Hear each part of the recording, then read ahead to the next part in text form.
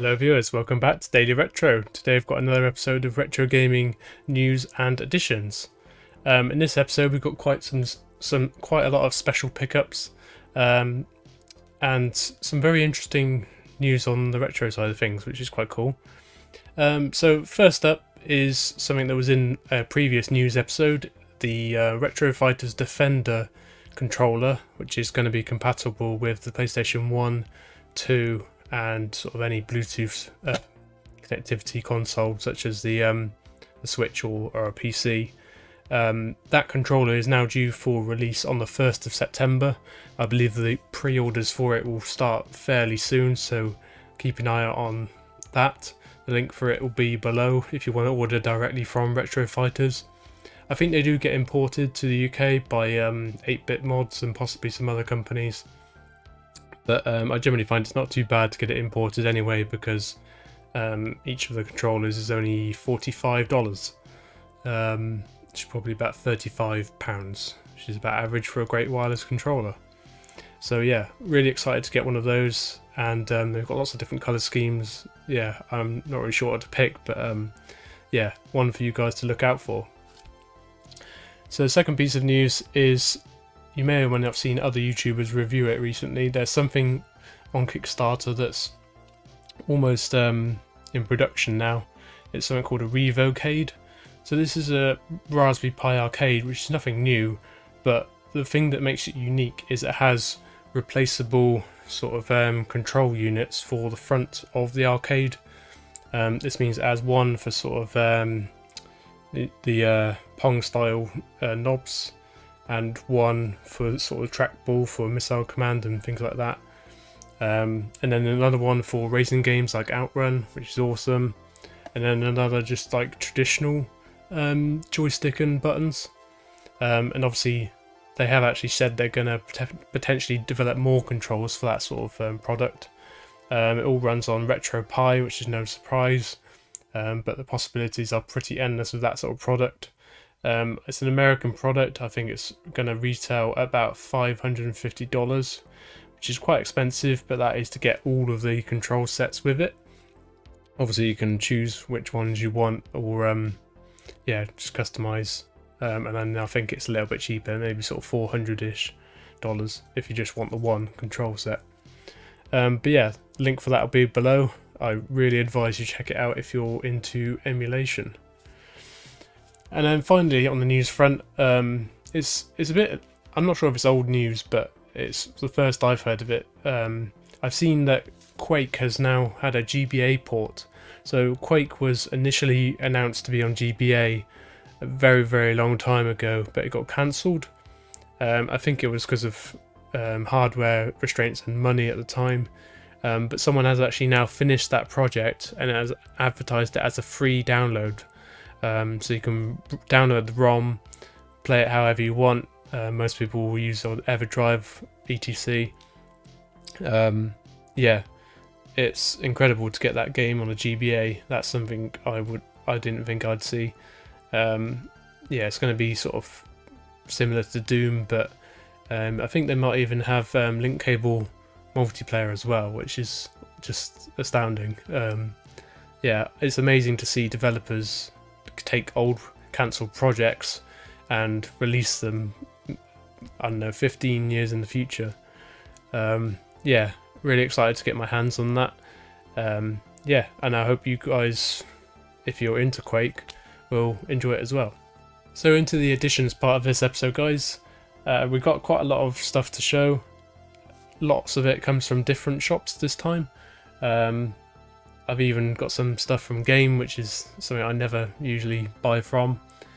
But I'll kick off with stuff I actually forgot to show last time round. So you may have seen on my Instagram, if you follow me on Instagram, I picked up the Prism. This is a Gamecube HDMI adapter. It uses the digital output of the Gamecube, so you need a digital output port. Not on every single model, but it is the most common model. And this what varies from the Gba is that you can put a USB 3.0 to USB cable into a computer and update the firmware on it. and as it's an open source project, it does get updates fairly often.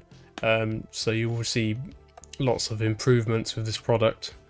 And I've already done it once. It was a little bit fiddly to update. For some reason I had to flip the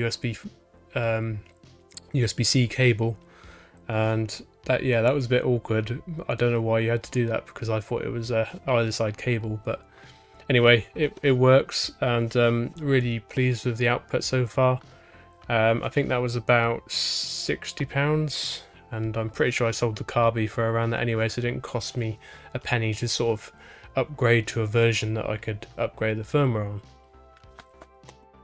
on. Next up is just a cheap CEX pickup. I've sort of decided recently that what console would I miss most if I had to pick, if I could only keep one, sort of thing. And if I'm being honest, even though the Mega Drive is my childhood console, the PS3 is probably the console I would choose to keep. That's mainly due to it being the main console I played as a sort of young adult, late teens, and as such I've been picking up a lot of PlayStation 3 titles, and I'm probably going to pick up some more consoles in the near future, such as the backward compatible model, although I'd have liked to get one that's been properly modded by someone.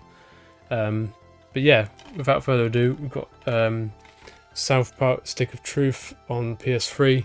I think this was only £3 in CEX. I never usually buy from CEX, but if it's cheap and it's in good condition, then take the plunge. Bad experiences with selling to them recently, but I won't go there. So next up, we've just got a couple of eBay pickups. I think these were both £12 each. So we've got the Ultimate Edition of Dragon Age Origins. Dragon Age Origins is one of my favourite RPGs ever made. But this includes the massive DLC called Awakening.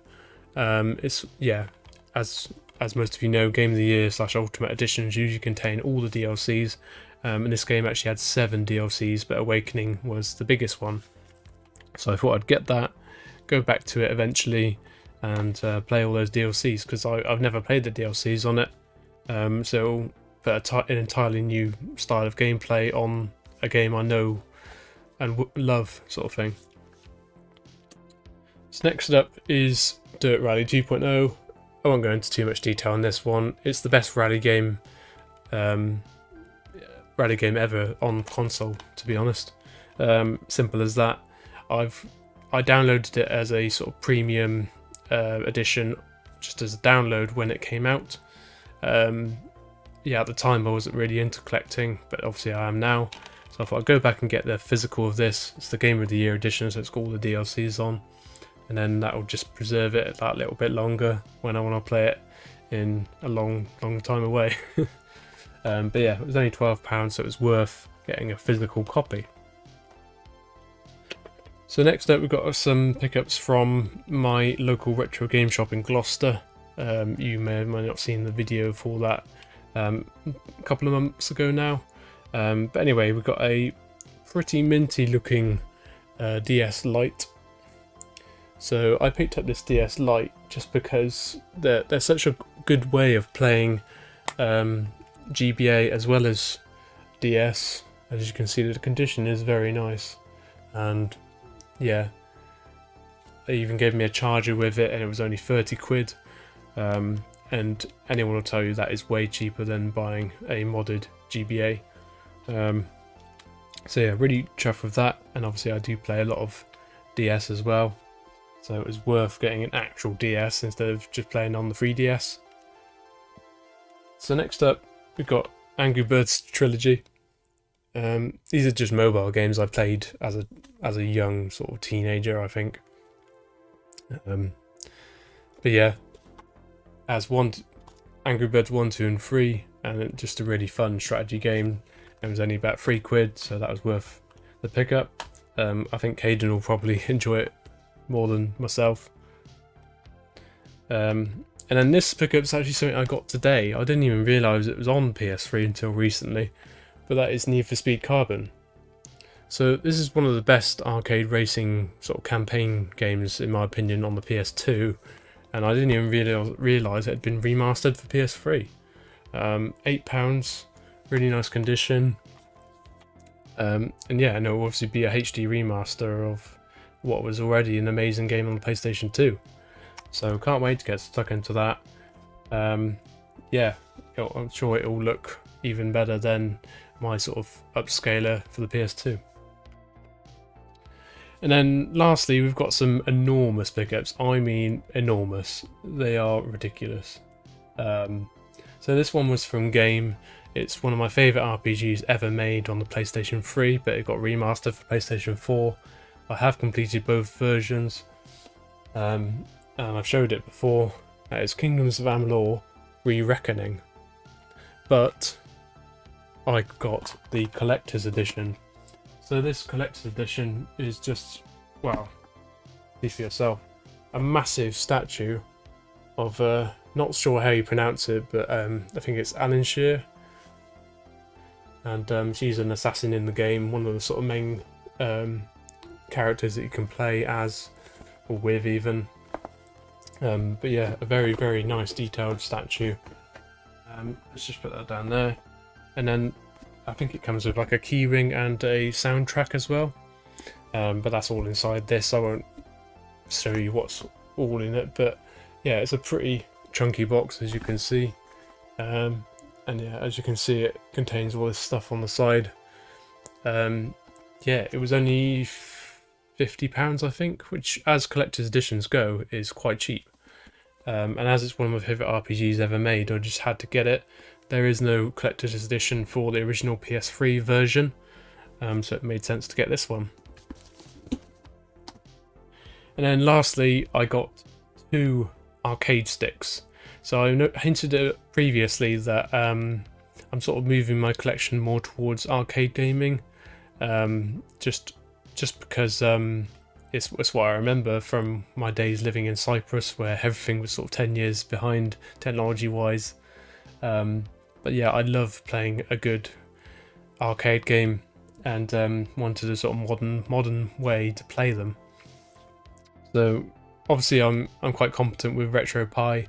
I've made 2 or 3 arcades now, but I just wanted a TV sort of solution for the lounge, where me and the wife can just whack out proper arcade controls and just play classic arcade titles.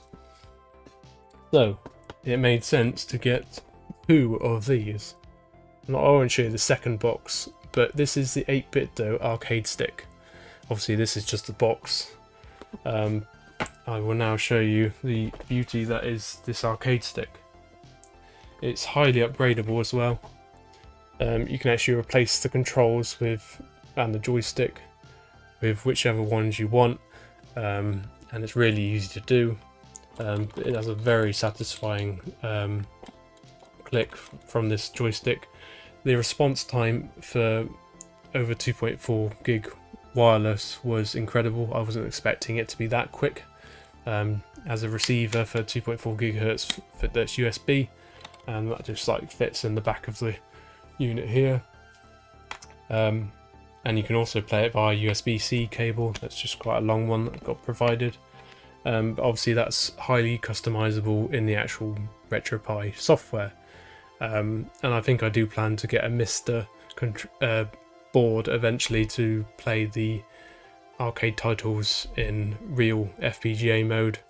Those are quite expensive, way more expensive than these. I think these were 75 each, brand new, which I don't think is too bad, to be honest. They've got a very, very chunky battery in. They last about 20 hours each on a single charge, so it would take us ages to even use that amount of time. But yeah, highly customizable. It's even got a switch to sort of play it on the Nintendo Switch, or you can switch it to X mode, which is just similar to the SNES setup, I think. And you can even set up to have this control knob at the top. It's basically saying D-pad, left stick or right stick, so you can customize what the stick is for per game, sort of thing. At the moment it's on D-pad because I'm mainly just playing old arcade games like Galaga and Pac-Man and things like that. But yeah, really impressed with this product. Really, really heavy. and just sits on your lap nicely, so you don't really feel the weight as such. And it's an amazing way to play arcade titles. Yeah, I'm really chuffed with all that, as you can see. Hope you've enjoyed this episode, guys. If you've got any questions on the stuff I've added to the collection, just let me know down in the comments, and drop a like and subscribe if you haven't already, and we'll see you very soon for another episode. Cheers.